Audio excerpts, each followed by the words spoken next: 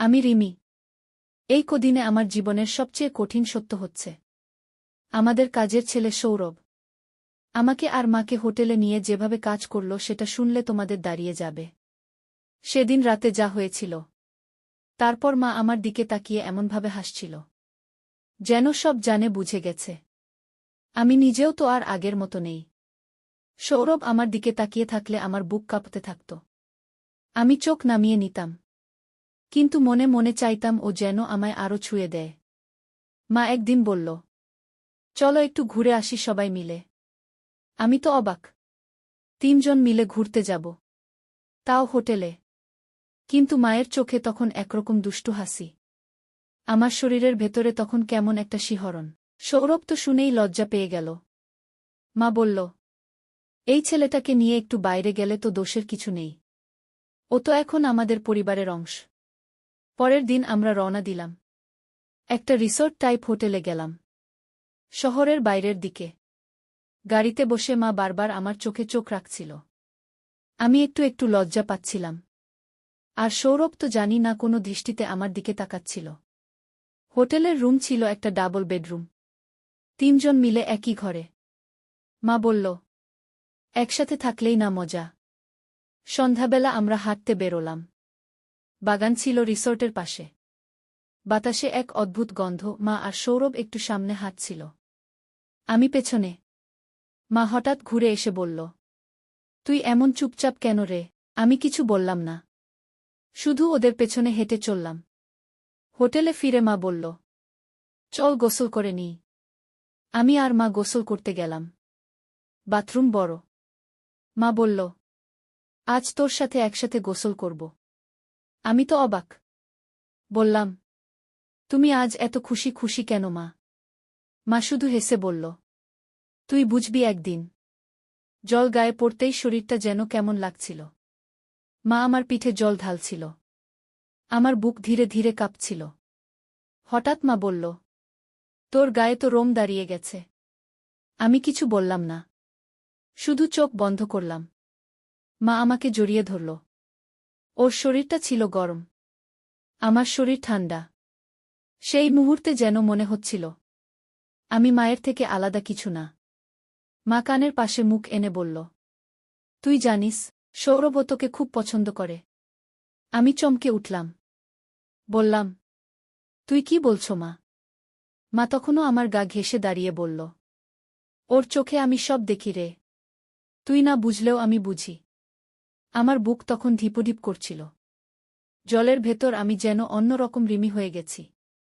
মা বলল, আজ রাতে ওর সাথে একটু সময় কাটাস। আমি থাকব পাশে। কিছু ভাবিস না। আমি চুপ করেছিলাম, কিন্তু ভেতরে ভেতরে যেন আগুন জ্বলছিল। মা কি সত্যিই এটা বলল? সেই রাতে হোটেলের ঘরে 3 জন একসাথে বিছানায় ছিলাম। আমি আর মা এক পাশে, সৌরভ একটু দূরে। হঠাৎ মা আমার হাত ধরে বলল, তোর হাত কাঁপছে কেন রে? তুই কি ভয় পাচ্ছিস? আমি মাথা নাড়লাম, তবে বললাম না কিছু। মা ধীরে ধীরে সৌরভকে ডাকল। চুপি চুপি বলল, রিমির পাশে এসে একটু বস। সৌরভ লজ্জায় মুখ নামিয়ে আসল। আমার পাশে বসল। আমার শরীর কেঁপে উঠল। মা ধীরে ধীরে আলো নিভিয়ে দিল। রুম অন্ধকার হয়ে গেল। আমি তখন শুধু ওদের নিঃশ্বাস শুনতে পাচ্ছিলাম। আশা করি এই গল্পটি শেষ পর্যন্ত শুনলে তোমাদের মনের আশা পূরণ হবে, তাই একটি অনুরোধ, গল্পটি শেষ পর্যন্ত শুনবে তার আগে অবশ্যই এই চ্যানেলটি সাবস্ক্রাইব করে দাও প্লিজ। সেদিন বিকেলের আলো একটু কমে আসতেই আমরা 3 জন মিলে রিকশা করে হোটেলে চলে এলাম। হোটেলের ঘরটা বেশ বড় আর সুন্দর ছিল। 2টো খাট পাশাপাশি সাজানো ছিল।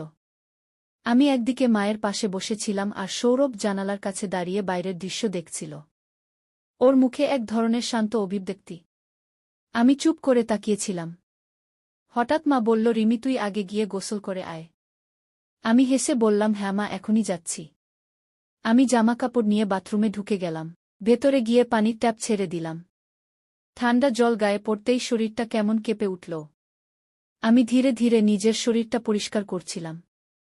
তখনই মনে হলো বাইরে কেউ দরজার কাছে হেঁটে আসছে। আমি জিজ্ঞেস করলাম, কে? সৌরভের গলা শুনতে পেলাম। ও বলল, রিমি তোমার তোয়ালে নিচে পড়েছিল, দিয়ে গেলাম। আমি দরজাটা একটু ফাঁক করে ওর হাত থেকে তোয়ালেটা নিলাম। ওর আঙুলগুলো আমার আঙুল ছুঁয়ে গেল। একটা শীতল স্পর্শ যেন বুকের ভেতর কেঁপে উঠল। আমি জল মুছে ধীরে ধীরে বেরিয়ে এলাম।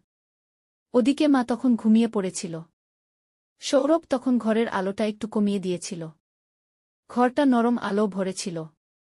আমি গিয়ে নিজের পাশে বসলাম। আমার গায়ে তখনও হালকা ভেজা ছিল।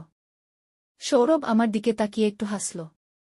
আমি জিজ্ঞেস করলাম, কি হলো, এমন করে দেখছ কেন? ও ধীরে ধীরে আমার দিকে এগিয়ে এলো। ওর হাতটা আমার কাঁধে এসে ঠেকল। আমি একটু সরে গেলাম। কিন্তু মনে মনে ঠিকই অনুভব করছিলাম কিছু একটা হচ্ছে। সৌরভ বলল, রিমি তুমি জানো তোমার ভেজা চুলগুলো খুব সুন্দর লাগছে। আমি লজ্জা পেয়ে ওর মুখের দিকে তাকাতে পারছিলাম না। ও আস্তে আস্তে আমার চুলে হাত বুলিয়ে দিল। আমার শরীরটা যেন এক অজানা উত্তেজনা জড়িয়ে গেল। আমি চুপ করে রইলাম, কিছু বললাম না। তখন ঘড়িতে রাত প্রায় 11টা। মা তখনও ঘুমিয়ে। সৌরভ হঠাৎ আমার খুব কাছে চলে এলো। আমার ঠোঁটের খুব কাছেই ওর ঠোঁট এসে থামল। আমি চোখ বন্ধ করে ফেললাম। একটা হালকা স্পর্শে ঠোঁট জড়িয়ে গেল। একটা আলতো কিস যেন আমাকে অন্য জগতে নিয়ে গেল। আমি ধীরে ওকে জড়িয়ে ধরলাম। ও আমার গালে আর ঘাড়ে কিস করতে লাগল।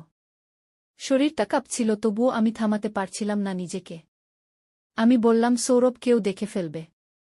ও বলল, ঘরের দরজা বন্ধ, জানালা ঢাকা, কেউ কিছু দেখবে না।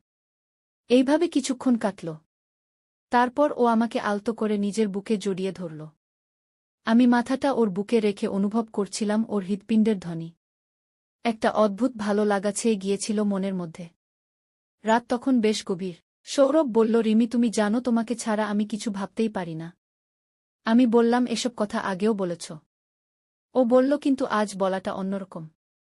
আমি চুপ করে ওর বুকের মধ্যে মুখ গুজে রইলাম। একটা নিরাপত্তার আবরণ যেন আমাকে ঘিরে ফেলেছিল। এইভাবে ধীরে ধীরে রাতটা এগিয়ে যাচ্ছিল। আর আমরা হারিয়ে যাচ্ছিলাম একে অন্যের স্পর্শ আর ভালোবাসায়। সেদিন সকালটা ছিল একেবারে অন্যরকম। হোটেলের বারান্দা দিয়ে সূর্যটা ঢুকে পড়ছিল আমাদের ঘরে। আমি আর মা তখনও সবে ঘুম থেকে উঠেছি। সৌরভ তখন বাথরুমে। আমি বিছানায় বসে আয়নায় নিজের চুল ঠিক করছিলাম। মা তখন আলতো করে আমার পাশে এসে বসল। আমার কাঁধে মাথা রেখে বলল, আজ অনেক জায়গা ঘুরতে হবে, বুঝলি তো? আমি হেসে মাথা নাড়লাম। ঠিক তখনই বাথরুমের দরজা খুলে গেল। ভেজা চুল আর তোয়ালে পেঁচানো গায়ে সৌরভ বের হল। আমার চোখ ওর দিকে আটকে গেল। ওর ভেজা গায়ের ফোঁটাগুলো যেন চোখে ঢুকে যাচ্ছিল। সৌরভ একদম শান্তভাবে হাঁটছিল। কিন্তু ওর চোখটা বারবার আমার দিকে তাকাচ্ছিল। মা বলল, এই রিমি, তুই আগে গিয়ে গোসল করে আয়, আমরা রেডি হয়ে নিচে যাই। আমি বাথরুমে ঢুকে গেলাম। ভেতরে গরম জল পড়ছিল শাওয়ার থেকে। জলটা গায়ে পড়তেই শরীরটা কেমন শিরশির করে উঠল। ঠিক তখন বাথরুমের কাচের বাইরে কার ছায়া পড়ল। আমি চমকে গেলাম। হয়তো সৌরভ ছিল। কিন্তু কিছু বলিনি। আমি ধীরে ধীরে গোসল করছিলাম। ভেতরটা কেমন উত্তেজনায় কাঁপছিল। কিছুক্ষণ পর বেরিয়ে এলাম। তোয়ালে পেঁচিয়ে আমি বের হতেই সৌরভ দাঁড়িয়েছিল দরজার একপাশে। আমার চোখ ওর চোখে পড়তেই ও মুচকি হাসল। আমি লজ্জায় মাথা নিচু করে পাশ কাটিয়ে গেলাম। তারপর আমরা তিনজন বের হলাম। হোটেলের সামনের রাস্তাটা খুব সুন্দর ছিল। ছোট ছোট দোকান, ক্যাফে আর অনেক ভ্রমণকারী মানুষ। মা একটা ফুলের টুপি কিনে আমার মাথায় পরিয়ে দিল। সৌরভ হেসে বলল, একদম রাজকুমারীর মতো লাগছে রিমি। আমি হেসে বললাম, তাহলে তুমিও রাজপুত্র। ও আমার পাশে এসে দাঁড়াল। আমার হাতটা ওর হাতে নিয়ে বলল, চল রাজকুমারী, তোমায় রাজ্য ঘুরিয়ে দেখাই। আমার মা আমাদের দেখে মুচকি হাসছিল। সারাদিন ঘুরতে ঘুরতে ক্লান্ত হয়ে আমরা হোটেলে ফিরলাম। আমি তখন কিছুটা গায়ে জল দিতে চাইছিলাম। মা বলল, রিমি, তুই তো গোসল কর।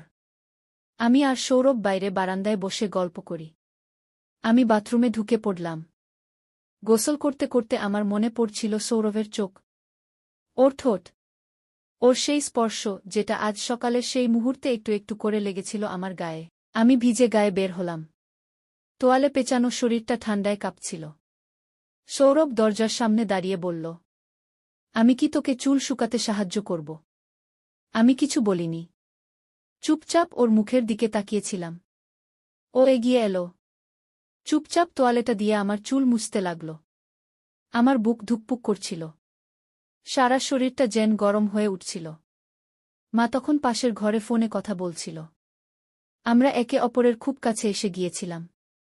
সৌরভ আমার গাল ছুঁয়ে বলল, তুই জানিস না রিমি, তোর গায়ের গন্ধটা আমার পাগল করে দেয়। আমি ওর গলা জড়িয়ে ধরলাম। আমাদের ঠোঁট একে অপরের খুব কাছে চলে এলো। কিন্তু ঠিক তখন মা এসে দরজা ঠেলল। আমি এক ছটকায় দূরে সরে গেলাম। সৌরভও চুপচাপ সরে দাঁড়াল। মা কিছু বুঝল না। বলল, রিমি, এবার আমরা নিচে যাই না, একটু চা খেতে ইচ্ছা করছে। আমি মাথা নাড়লাম। কিন্তু আমার চোখে তখনও লেগেছিল সৌরভের স্পর্শ। সেই রাতটা আরও কিছু দুষ্টুমিতে ভরা ছিল। আমাদের গল্প তখনও শেষ হয়নি। আমরা তিনজন যখন বিকেলে হোটেল থেকে বের হলাম তখন চারপাশে হালকা ঠান্ডা হাওয়া বইছিল। আমি আর মা দুজনেই শাড়ি পরেছিলাম, সৌরভ পরেছিল হালকা নীল শার্ট আর জিন্স। মার পাশে হেঁটে যাচ্ছিল ও, আর আমি একটু পিছন পিছন। আমি দেখছিলাম মার চুলগুলো বাতাসে ওড়ে আর সৌরভ কখনো মায়ের চোখের দিকে তাকায়। মা চোখ নামিয়ে হাঁটে আর সৌরভ ওর কাঁধ ছুঁয়ে হেসে দেয়। আমি ওদের এমন দেখে চুপচাপ থাকি, কিছু বলি না। আমরা একসময় সমুদ্রের ধারে এসে দাঁড়ালাম। মা হাত বাড়িয়ে বলল, কেমন ঠান্ডা হাওয়া বুঝলি রিমি? আমি হেসে বললাম, মা, এই ঠান্ডা হাওয়ার মধ্যেও তুমি তো একদম ফুরফুরে। সৌরভ পাশ থেকে বলে উঠল, দিদিমা তো এখন হোটেল ছেড়ে একদম ফ্রেশ হয়ে গেছে। মা হেসে বলল, ফ্রেশ মানে কি বলছিস? সৌরভ বলল, মানে একদম হাসিমুখে হালকা হয়ে গেছ। আমি বললাম, হালকা হওয়া তো অনেক ভালো না মা। ওরা দুজন একসাথে হাসে। আমি হেঁটে সামনে যাই আর পেছনে দেখি সৌরভ মার কানে কিছু বলছে। মা একটু লজ্জা পায়, মুখ ঘুরিয়ে ফেলে। আমি একটু অভিমান করে ওদের থেকে দূরে দাঁড়াই। হঠাৎ সৌরভ আমার পাশে এসে দাঁড়াল। ও বলল, রিমি, এত একা দাঁড়িয়ে আছিস কেন? আমি বললাম, তুই তো মায়ের পাশে থাকতে পছন্দ করিস। আমার সাথে কথা বলার সময় কোথায়? ও বলল, রিমি, তুই তো জানিস আমি তোর কাছেই সব বলতে পারি। আমি বললাম, তাহলে মার কানে কানে কি বলছিলি? ও হাসল, বলল, দিদির মুখে লিপস্টিক লেগে গেছে তাই বলছিলাম। আমি হেসে ফেললাম, বললাম, তুই তো দেখি খেয়ালই করিস বেশি। ও বলল, খেয়াল না করলে কিভাবে বুঝব কে কখন কি করে? আমি হঠাৎ দেখি মা আমাদের দিকে তাকিয়ে হাসছে। তখন আমরা তিনজন একসাথে বসে পড়লাম বালির উপর। আমি মাঝখানে, মা আর সৌরভ দুই পাশে। মা বলল, আজকে অনেক ভালো লাগছে। সৌরভ বলল, এই মুহূর্তটা যেন কখনো না শেষ হয়। আমি বললাম, এই মুহূর্তটা মনে রাখব সারা জীবন। সৌরভ আমার হাত ধরল। মা ওর কাঁধে মাথা রাখল। আমি একটু থমকে গেলাম, কিন্তু কিছু বললাম না। এই ছুটির দিনে এই সমুদ্রের ধারে আমাদের তিনজনের এই ঘনিষ্ঠতা যেন এক অন্যরকম গল্প বলছে। আমি চোখ বন্ধ করে বাতাসে শরীর ছেড়ে দিলাম। সৌরভ আমার কানে বলল, রিমি, তুই জানিস তো আমি তোকে অনেক ভালোবাসি। আমি হঠাৎ চমকে তাকালাম। ওর চোখে দেখলাম একদম সত্যি অনুভব। আমি আস্তে করে বললাম, আমি জানি সৌরভ, তুই আমার কত আপন। মা তখন উঠে দাঁড়িয়ে বলল, চল হোটেলে ফিরি। আমি আর সৌরভ একে অপরের দিকে তাকিয়ে একটু হাসলাম। তারপর তিনজন একসাথে হাঁটতে হাঁটতে হোটেলের দিকে রওনা দিলাম। রাত তখন অনেকটাই নেমে এসেছে। হোটেলে ফিরে আমরা তিনজন তিনটা আলাদা তোয়ালে নিয়ে বাথরুমে ঢুকে গোসল করে আসি। প্রথমে মা গেল, তারপর আমি আর শেষে সৌরভ। আমি গোসল শেষে বাইরে এসে দেখি মা হালকা লাল নাইটি পরে সোফায় বসে আছে। আমি বললাম, মা, তোমাকে তো আজ একদম নতুন লাগছে। মা হেসে বলল, মাঝে মাঝে নিজের জন্য সাজা ভালো। সৌরভ তখন গোসল শেষ করে আসছে। চোখে পানি পড়েছে, মুখ ভেজা। আমি তো ওকে দেখে অবাক। মা বলল, তুই তো দেখছি একদম হিরো হয়ে উঠেছিস। সৌরভ হেসে বলল, হিরো তো আপনারা দুজন। তখন মা বলল, আজ রাতে আমরা তিনজন একসাথে গল্প করব। আমি বললাম, ঠিক আছে, তবে এক শর্তে। মা বলল, কি শর্ত? আমি বললাম, আজ রাতে কেউ কারো থেকে দূরে যাবে না। সৌরভ বলল, তাহলে মাঝখানে কে থাকবে? আমি বললাম, সেটা তো পরে ঠিক হবে। সবাই হেসে ফেলল। আমাদের হাসির মধ্যেই শুরু হলো এক নতুন রাতের গল্প। হোটেল রুমে ফিরেই আমি ফ্রেশ হয়ে একপাশে বসলাম আর সৌরভ আর মা গোসল করার জন্য বাথরুমে ঢুকল। ওদের হাসির আওয়াজ শুনতে শুনতে আমি জানালার পাশে গিয়ে দাঁড়ালাম। বাইরে পাহাড় ঘেরা শহরটা সন্ধ্যার আলো যেন আরও মোহময় হয়ে উঠেছে। হঠাৎ পিছন থেকে সৌরভ এসে আমার কাঁধে হাত রাখল। আমি একটু চমকে তাকালাম আর ও ধীরে ধীরে আমার গলা ছুঁয়ে বলল, তুমি জানো আজকের দিনটা আমার জীবনের সবচেয়ে সুন্দর একটা দিন। আমি কিছু বলিনি, শুধু মুচকি হাসলাম। এরপর ও আমাকে জড়িয়ে ধরল। মার চোখের সামনে নয়, তাই এবার আমি একটু নিঃসংকোচে ওর গায়ে মাথা রাখলাম। ও আমার কপালে একটা ছোট্ট চুমু খেয়ে বলল, রিমি তুই জানিস আমি তোকে ছাড়া কিছু ভাবতেই পারি না। আমি বললাম জানি তো। এরপর মা বেরিয়ে এলো বাথরুম থেকে।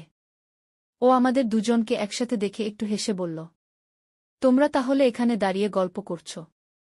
চলো রিমি তুই একটু ফ্রেশ হয়ে নে। আমি বাথরুমে ঢুকলাম। আমার গায়ে জল পড়তেই একরকম শিহরণ জেগে উঠল। আমি বন্ধ চোখে ভাবছিলাম সৌরভের ছোঁয়া কেমন আলতো।